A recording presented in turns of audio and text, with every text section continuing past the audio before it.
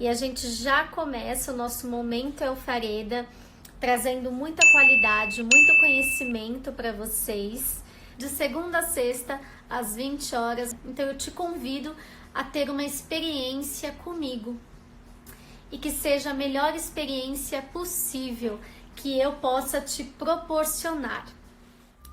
Seja bem-vinda, Nádia! Boa noite! Boa noite! Seja bem-vinda ao Momento Elfareda. Obrigada, fico muito feliz pelo convite. Oi! Como você está, amiga? Tem jeito! Sempre. Bom, em primeiro lugar, obrigada, Dana. Acho super legal esse trabalho que você está fazendo. Acho que você serve, assim, você é perfeita para isso, porque você é super carismática. A gente sempre conversou muito nos camarins da Casa de Chá, né? A gente sempre teve momentos muito especiais de diálogo. Então, acho muito legal você estar fazendo isso aqui agora, né?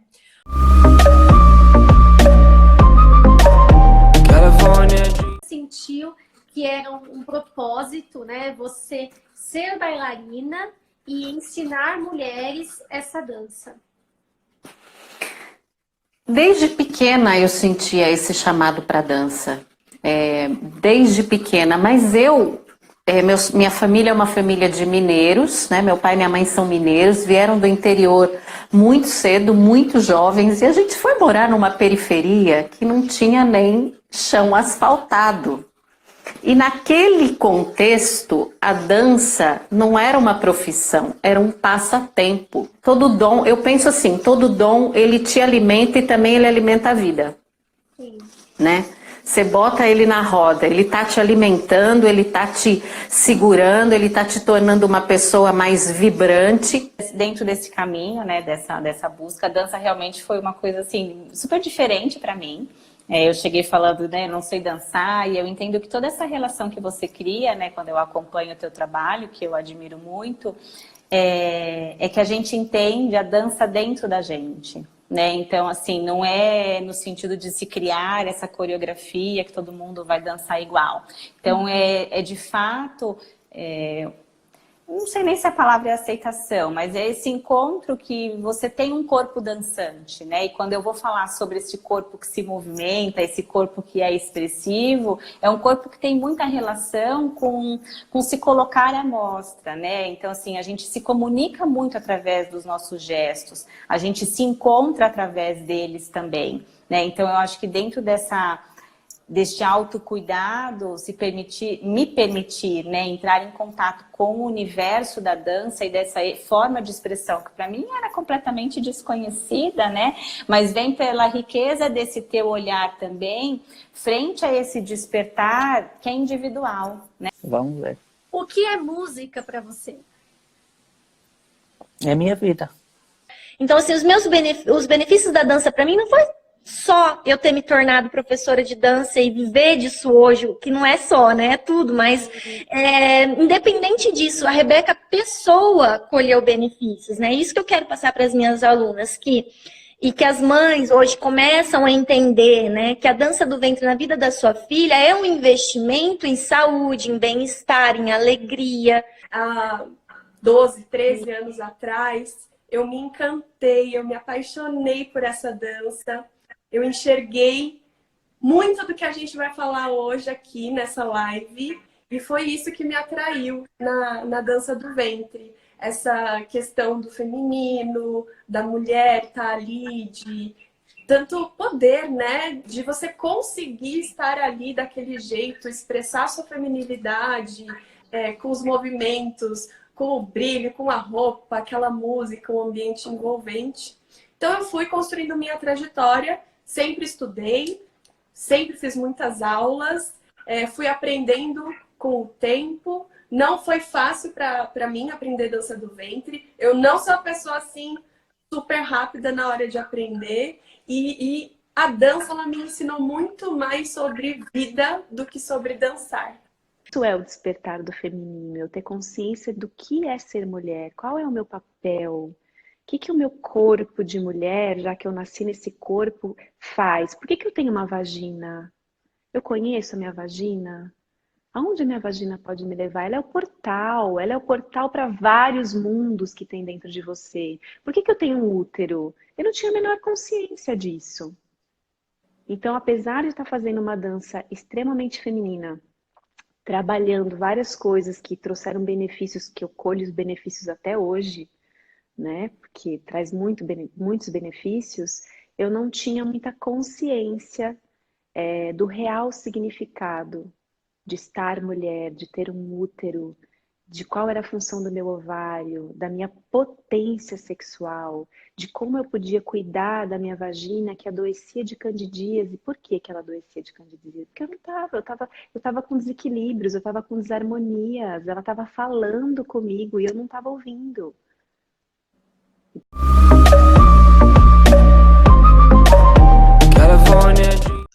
E aí, Nájila, você começou a dançar pensando que você poderia ter um outro trabalho, um trabalho extra?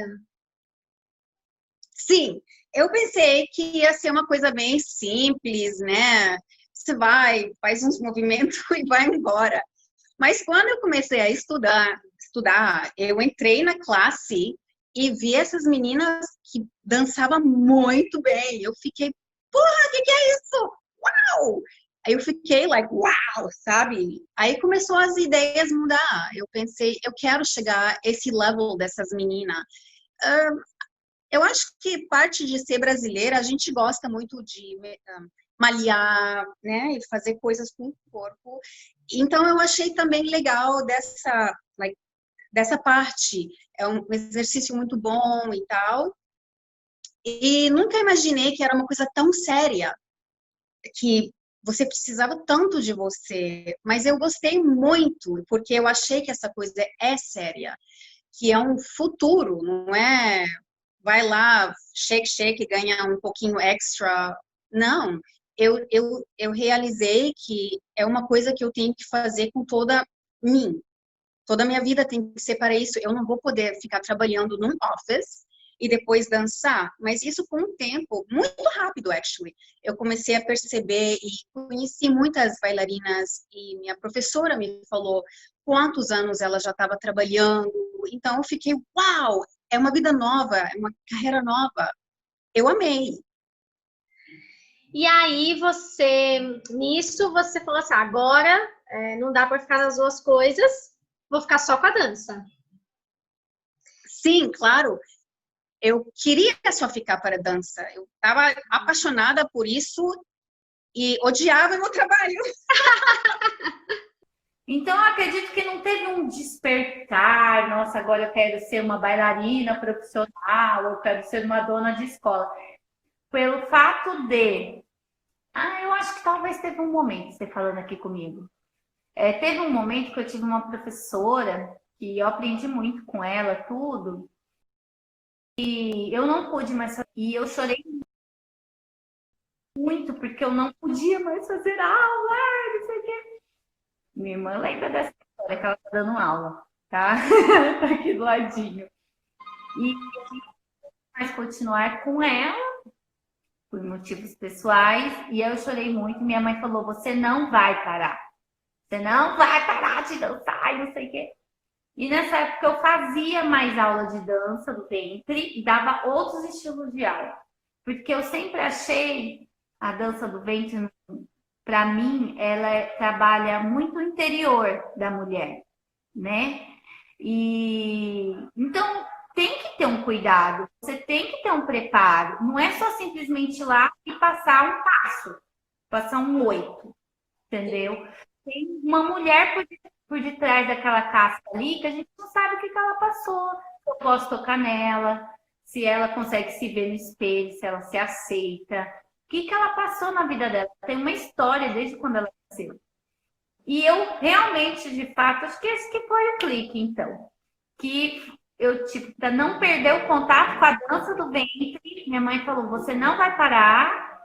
E aí um colega nosso falou, não, você dá aula aqui em cima. Ele tinha uma loja indiana e falou, você dá aula aqui em cima, na India Stores. E começou ali. E para não perder o contato com a dança do ventre, eu comecei ali dando aula, entendeu? 2, 3 alunas, e aí eu não parei mais. E foi. E aí, é muito complicado, né? Isso é até um tema assim, que a gente já vem até falando. E eu fiz faculdade de dança, né? De artes cênicas, depois dança. E a dança árabe, né? Ela não é vista como deveria ser, né? Não. Então, mesmo dentro de uma faculdade, mesmo dentro do teatro, né? As pessoas têm uma visão, né? Dentro do balé, tem uma visão muito distorcida, né? E aí, como é tão ruim, né? A gente vê isso, né? Você falou, não, é comunicação, e aí tinha um preconceito. E isso a gente vive até hoje, né? Vive e é uma luta, né, Dana, para você livrar desses estereótipos. E eu acho que a informação, e aí entra um pouco do nosso tema, saber se comunicar é uma ferramenta muito importante no combate ao preconceito com a dança do ventre, né? Para mim, tudo está conectado. Não existe marketing sem gestão. Existe gestão sem o marketing, depende da visão. Mas o marketing sem gestão não existe. Então, assim, agora é o momento de refletir. É o momento de você revisitar os seus conteúdos, revisitar os seus serviços, os seus produtos e ver o que você vai fazer. Porque, de verdade, por que eu falei dessa coisa da academia singular? Tem gente que, assim, para ligar a luz, na gestão, né? Para ligar a luz, ela precisa ter 10 alunos, então ela não paga as contas, então vai ficar fechada. Sim. Entende? Então, e tudo bem, gente. Eu acho que, assim, o importante, que eu acho que, assim, não é ficar com medo, ai, meu Deus, porque, assim, quando a gente fala de empresa, empresária, empreendedora, a gente está falando de sonho. A gente não está falando, abrir uma empresa. Não, é sonho. Quando eu falo de vocês, vocês são super emocionais. Então, é assim, não é só montou uma escola, só montou uma sala. Tudo ali na parede faz sentido. É uma borboletinha que foi comprada não sei aonde. É o espelho que foi comprado com suor. Então, assim, é sonho que está impregnado lá. Porque, sem apertar o silício, é assim, às vezes vai ser melhor você fechar agora, repaginar tudo, ou seja, é pausar esse sonho para depois você retomar ele de uma maneira muito mais interessante. Que isso faz parte do planejamento de carreira, né? Não é de um dia para o outro, né? Eu vou bailarina e começo a dar aula e 1 ano eu já estou fazendo tudo isso. Eu demorei bastante, né, para dar aula. Eu demorei bastante, porque, primeiro, eu era muito nova e, assim, eu não me sentia ainda capaz de pegar uma turma com mulheres mais velhas e chegar lá e falar, nós vamos fazer isso, isso, isso. Eu era muito nova. Eu já, desde cedo, né, nessa minha carreira de bailarina, eu me tornei profissional logo com 18, 19, eu já tinha uma dança muito boa, assim, de novinha. A minha dança era uma dança bem consistente, mas eu não me sentia, assim, preparada para ensinar, né? Foi um processo que demorou um pouco. Eu substituía outras bailarinas, né, mais velhas, assim, mesmo a Lulu, né, na casa de chá, né, na época que ela dava aula, e eu substituí muito ela, outras bailarinas, mas aí eu comecei a dar aula mesmo quando eu voltei do Egito. Aí eu comecei a dar aula. Nunca deixei de fazer os meus trabalhos profissionais. Eu era contratada para dançar, eu ia e dançava. Já dancei com febre, já dancei doente, já dancei com dor, já dancei de todo jeito. Porque quando você está contratado profissionalmente, você tem que dar conta do recado. Sim. E pronto, e você tem que pegar lá naquela arena e dar conta do seu leão, né? O que eu acho que é por isso que a dança também ensina muito pra gente e fortalece muito a nossa alma, fortalece muito o nosso espírito. Ela falou assim, estou sem energia masculina. E eu acho que eu estou com muita energia masculina, né? Como equilibrar? Como que a gente faz para poder equilibrar essa questão? Porque você veja, eu como bailarina, no exemplo que eu dei, bailarina de dança do ventre, do feminino, totalmente rígida no sentido da energia, de realização, mas num foco. Então é uma questão energética mesmo, não está relacionado ao físico, por exemplo. Então você pode ser completamente feminina, mas a sua energia pesa no fazer. Então, aí para as dicas, né? Por exemplo, o masculino em excesso nas mulheres, ele pede um relaxamento. Então, é você desligar um pouco o seu fazer. Nossa, consegue 24 horas, ó. Isso é legal o pessoal saber, né? Que fala, nossa, tão tarde o show. E sim, quando for para o Cairo... se você quiser ir para um lugar para passear, comer, dançar a noite inteira, é Egito. É Egito, né, no caso. Cairo, eu não sei fora... eu não sei se os outros estados do Egito são assim, mas o Cairo é. A Mônica perguntou aqui, ó, não tem folga? Qual o seu lazer? Dançar. Eu não gosto, é porque é complicado aqui, viu, gente? O palco para mim é um lazer. Eu tiro folga porque às vezes o meu corpo pede. Eu preciso tirar folga porque o corpo da gente precisa descansar 1, 2 dias. Aí eu faço isso pro meu corpo, para ficar em casa, aí eu não faço nada. Eu não vou para almoçar fora, não vou jantar fora. Eu fico em casa dormindo, descansando. Que interessante, né, Charlie? Porque isso entra no nosso tema de novo, né? Da essência com a renovação. Então, assim, isso é muito novo. Como que você, nessa sua trajetória, né, de anos, você sentiu uma necessidade de criar algo novo para que melhorasse na dança, né, das suas alunas? Como que foi essa relação de criar algo totalmente novo no mercado, né? Que eu nunca vi em nenhuma outra modalidade. A gente trabalha com a bola de pilates, né? Trabalha com alongamento, mas não a bola juntamente com o movimento da dança. Foi uma época que eu tinha um grupo de alunas, eu sempre dei muitos cursos de espada, né? E eu percebi uma dificuldade, muitas vezes, de coordenar, segurar a espada, fazer os movimentos. E aí, nessa época, eu saí onde eu falei, eu preciso de algum elemento mais simples para trabalhar a coordenação das meninas. Então, eu fui numa loja infantil, comprei umas bolas, e aí eu comecei a desenvolver, pensando nisso. Então, eu fiquei muitos anos usando só para as minhas alunas, e aí foi desenvolvendo o método, e agora eu decidi, desde o ano retrasado, né, passar para todo mundo, para que todas as pessoas possam usufruir dessa atividade que é tão prazerosa, é uma delícia, é muito gostosa de praticar. Ela ajuda também, tem uma parte que a gente treina ritmos com a bola, ela tem muita coisa, bem diversa. Que as pessoas realmente não falam, realmente traz, eu acho que força, né? Aqui a Cibele colocou, né? Uma guerreira e uma inspiração para todas que passaram pelo tratamento. Inspirar, né? O quanto é importante. Você sentiu, então, nesse momento, quando você começou a falar, então você, antes, o seu Instagram era só para os seus amigos, para sua família, e aí você começou a colocar, e aí começou a vir outras pessoas, e aí você percebeu que você tinha um propósito, que essa doença, né, que o câncer, ele tinha um propósito na sua vida?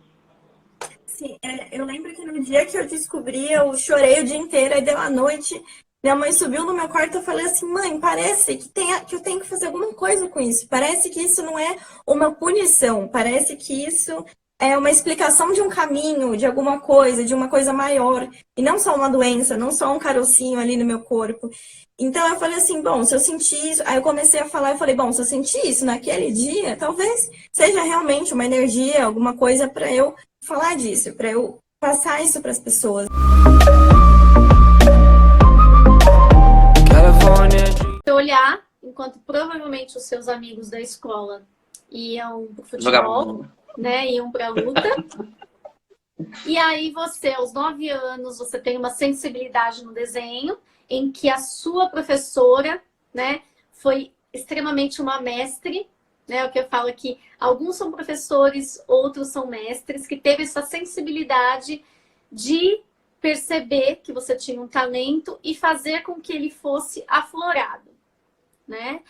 Aí você percebe que você gosta da dança do ventre, aos 9 anos de idade. A família. Como que ficou a família?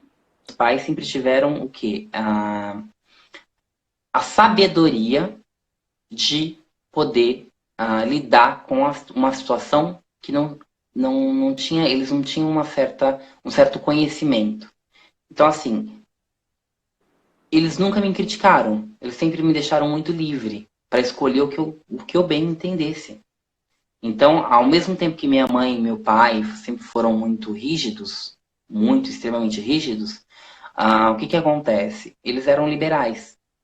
Nessa questão até do preconceito, eu fui sofrer fora de casa, não dentro de casa. Ponto. Não tem medo de se abrir uma escola do lado da sua. Sim. Tenha medo. Se o seu trabalho é bem feito, você pode até pensar, puxa vida, por quê? Mas se você faz um trabalho bem feito, aquilo não te abala em nada. Ponto.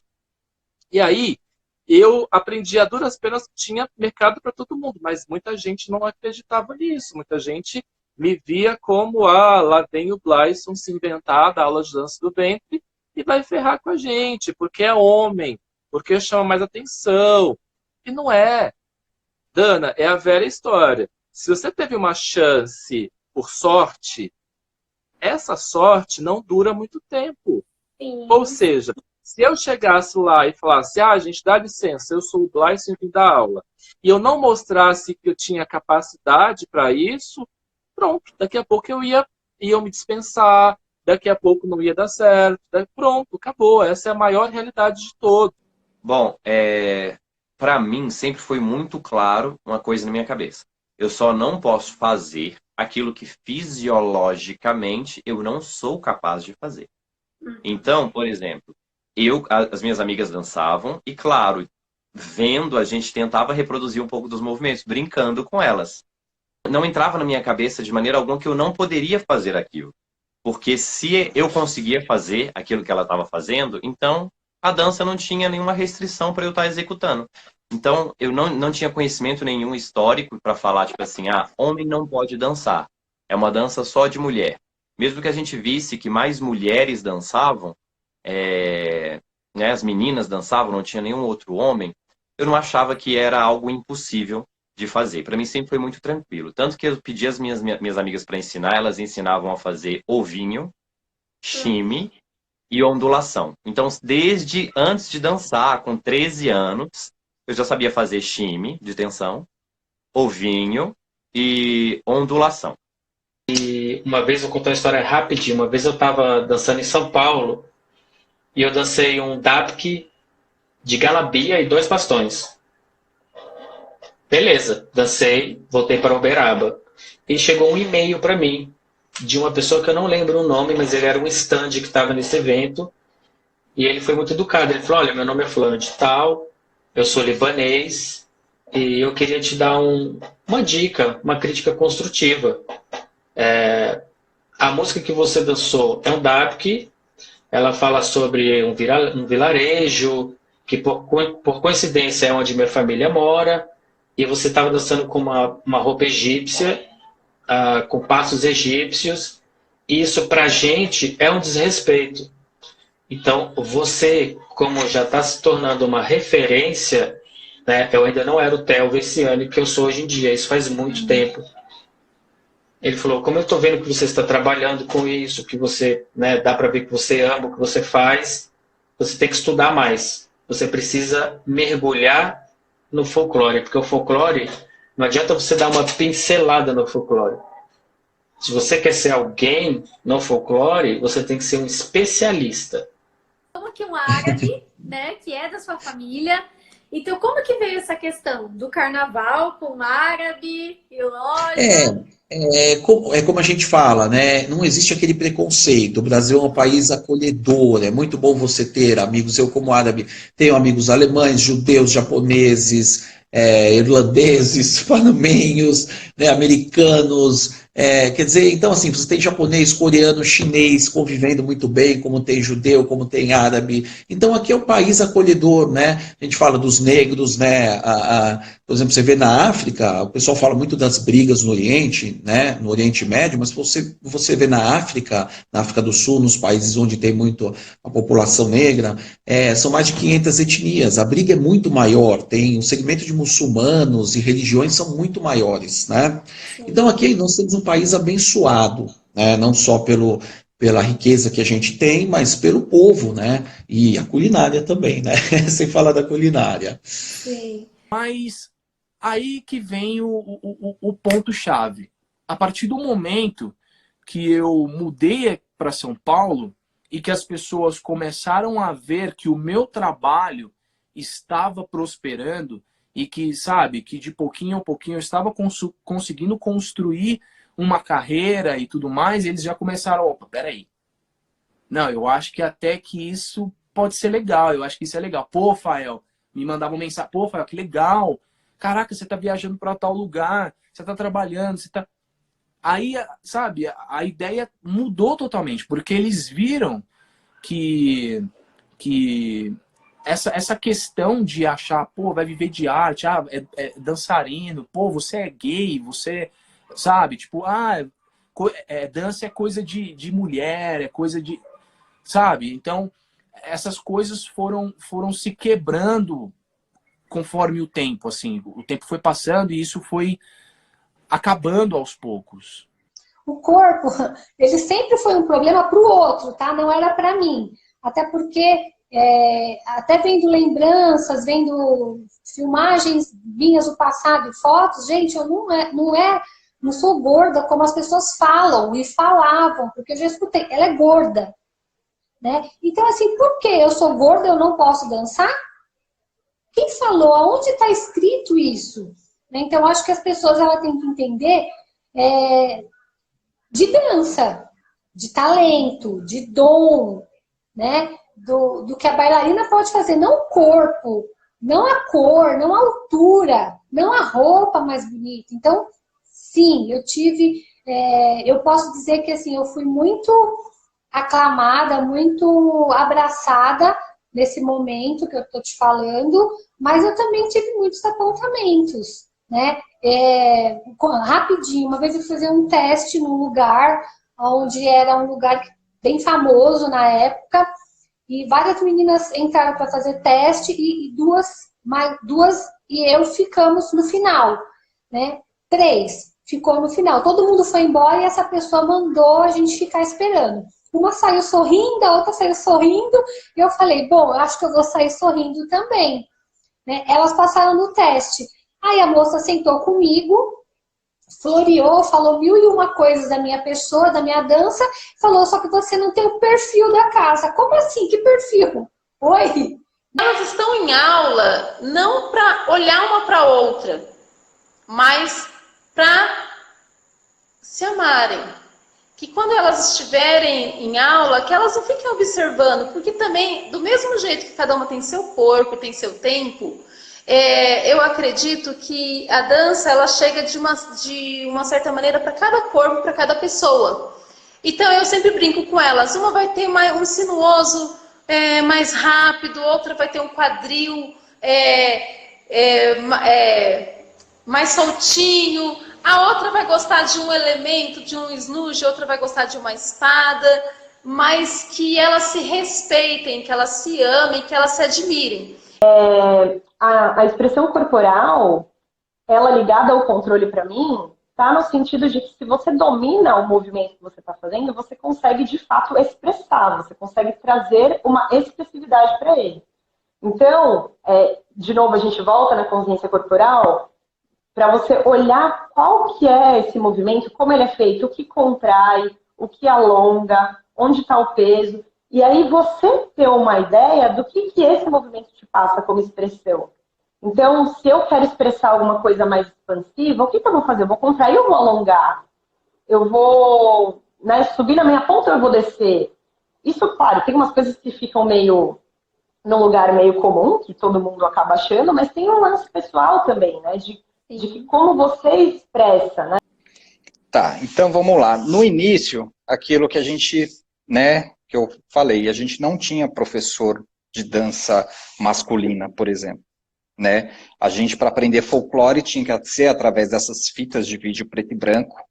Eu até usei uma técnica, porque eu pegava a televisão, eu colocava na frente do espelho, para que as pernas dos bailarinos ficassem, porque eu tinha muito problema com direita e esquerda. Então, por exemplo, quando você assiste a televisão, você fica ao contrário. Então, eu tinha que ficar pensando ao contrário. E se eu colocasse na frente do espelho, a televisão do lado, é como se ali os bailarinos fossem o meu professor. Então, o que eu fazia, na verdade? Eu copiava o movimento deles. E aí a Shahar fazia o que comigo? Ela vinha lapidando, ela vinha organizando esses movimentos. Então, por exemplo, eu pulava com o pé solto. Então, quer dizer, um pé bem feito, tanto vale para homem quanto para mulher. É a mesma coisa. O que eu acho que muda de variações dos homens para a mulher são as variações de quadril. Que o homem, na dança folclórica, na dança masculina, ele não faz tanto quanto a mulher. Né? Então, nisso a Shahar conseguia me assessorar muito bem. Né? Então, só que chegou um momento que eu precisava de um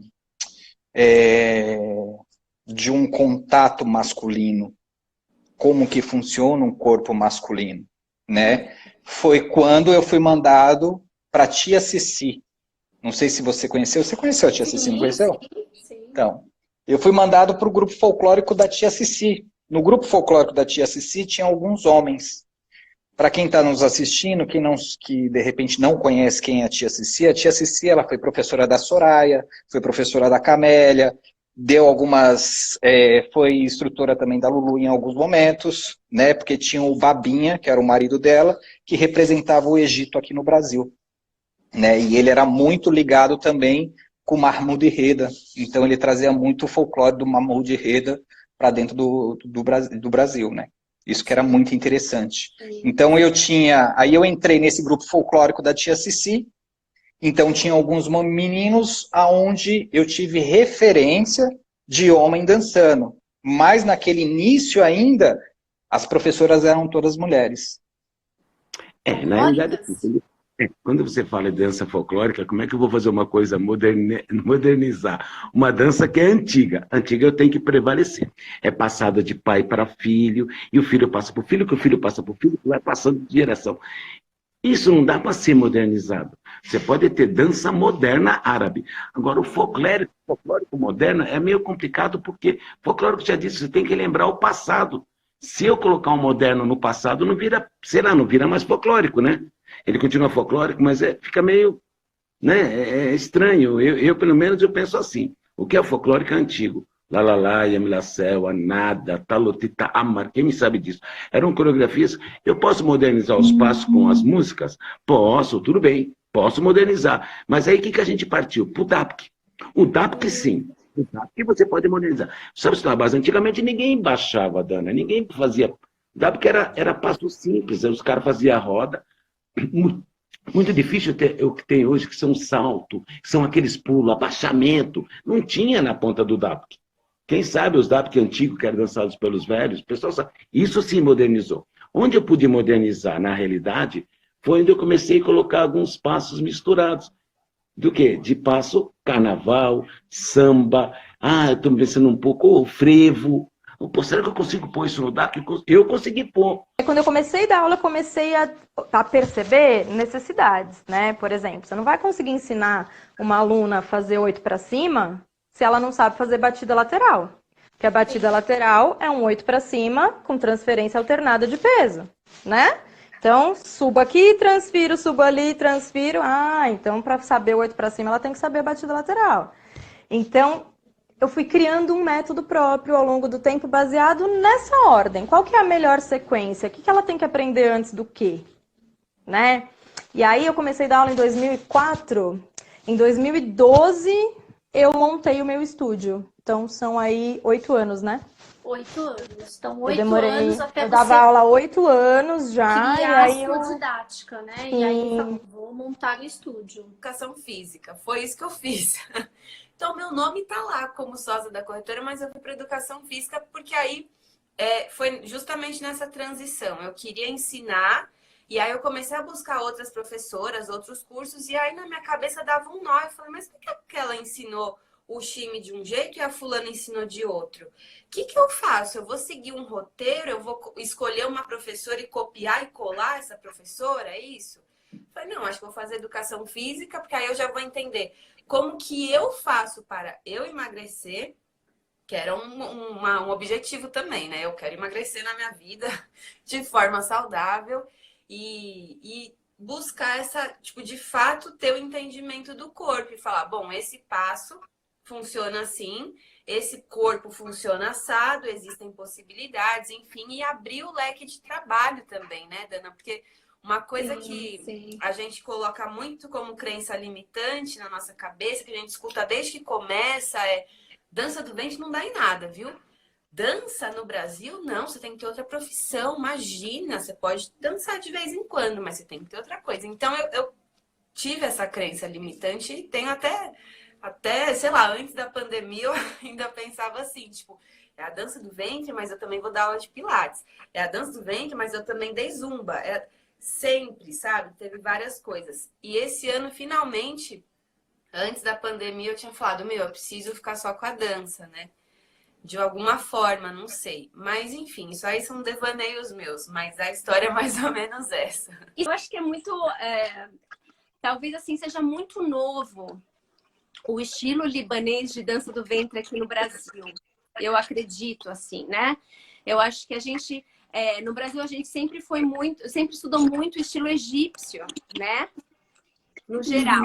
A dança egípcia, sempre escutou muito as músicas egípcias, se interessou muito pelo folclore egípcio, né? E as bailarinas de dança do ventre, elas sempre viram o dabk, por exemplo, como uma coisa extra, né? Não tem nada a ver, entendeu? Tipo, eu posso dançar um gawazi, mas aí um dabk, o dabk ele já é diferente.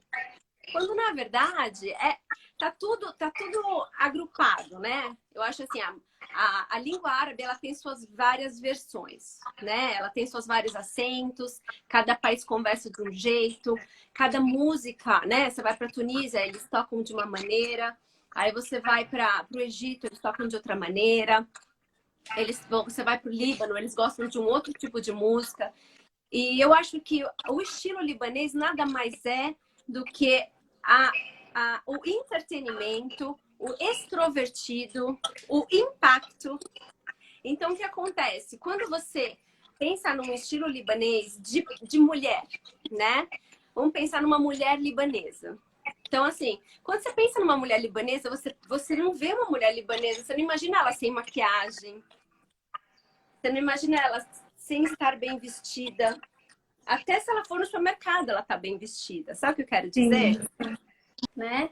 A questão dos figurinos, então, você tem um acervo de figurinos que é para o grupo. Então, não é para uma bailarina específica. Então, vai ser aquela coreografia, vão ser 4 pessoas. Então, nesse sábado serão vocês 4. Você pega o figurino do acervo e leva para as bailarinas. Olha, normalmente o que está correndo, últimos tempos, o dançarino, o bailarino leva somente a bota.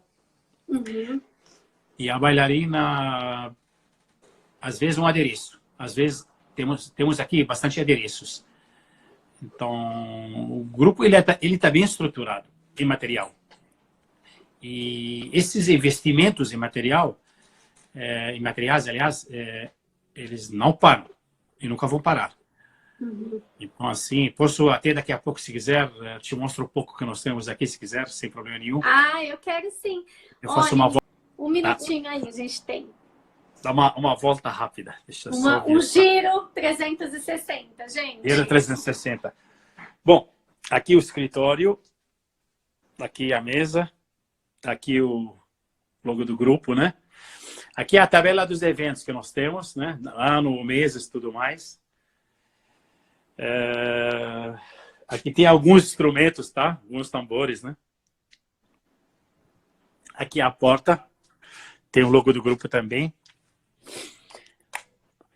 Aqui a mesa de reunião. Tá um pouco bagunçada agora, mas a gente vai arrumar ela direito, tá? Tem esse painel. Que bonito. Só do grupo. Aqui um canto Líbano, chamo ele, né? Aqui tem a foto da querida Gisele Cage. E Olha aqui que tem legal. a história das Mil e Uma Noites. Aqui o músico, aqui folclore. Aqui sobre Líbano. Aqui tem uma parte dos figurinos. Aqui. Aqui tem sapatos dourados para as meninas também, comprados pelo grupo. Para uniformizar até o E aí, calçado. assim, Né? usou no show, lavou a roupa, né, Rimon? Sempre, sempre. Tudo vai para a lavanderia. Aqui Tudo, uma... acabou o show, vai pra lavanderia, porque bailarina e bailarina cheirosa. Aqui mais uma Ó, parte. o armário, a Ana tá colocando. Vamos fazer um marketing. Eu já fiz um marketing da lá do B, escola de música. A Ana... Gente, muito obrigada. Uma ótima sexta-feira, um ótimo final de semana para todos vocês, gente. Beijo! Obrigada, viu?